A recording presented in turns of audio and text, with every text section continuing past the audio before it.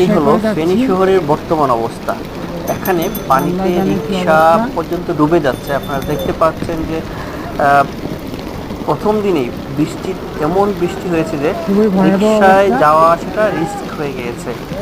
তো এখানকার ফেনী শহরের দোকানপাট সব কিছু বন্ধ এবং প্রত্যেকটা বাসা বাড়িতে পানি ঢুকে গিয়েছে। বিশেষ করে নিচতলাতে এটা যারা আছে হচ্ছে তাদের মেইন বাসায় রোড, টোটালি পানিতে পরিপূর্ণ রামগড় এবং থেকে তারা মহিপাল যাওয়ার জিনিসপত্র রাস্তা। অন্যত্র সরিয়ে নেওয়ার চেষ্টা করছেন। জনদুর্ভোগ প্রচন্ড। আপনারা দেখতে পাচ্ছেন রিক্সাগুলো কি অবস্থা, আস্তে আস্তে ধীরে ধীরে নিয়ে আল্লাহ যাচ্ছে সবাইকে যারা হেফাজত পথচারী করুন। কিংবা জরুরি প্রয়োজনে যারা বের হয়েছেন।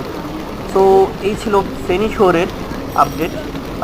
আপনারা আরও দেখতে পাচ্ছেন যে রাস্তায় ট্রেন হ্যাঁ, সব কিছু বন্ধ। হয়তো মানুষ অনেকটা রিস্ক নিয়ে, জীবনের রিস্ক নিয়ে বের হয়েছে জীবিকার সন্ধানে। তো ফেনী এবং নোয়াখালীতে আপনারা আরেকটি ভিডিওতে দেখবেন যে নোয়াখালী শহরেও ঠিক সেমই অবস্থা। ওই জায়গাতেও পানি একদম শহর ডুবে গিয়েছে।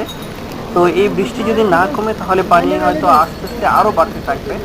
তো মামা পানি বাম পাশে আরও গেলেন, বাম বেশি পাশে বেড়ে নামেন গেলে সামনে। তো এখানকার আপনার স্বাভাবিক জীবনযাত্রা যেটা সেটা ব্যাহত হবে এবং হচ্ছে অলরেডি।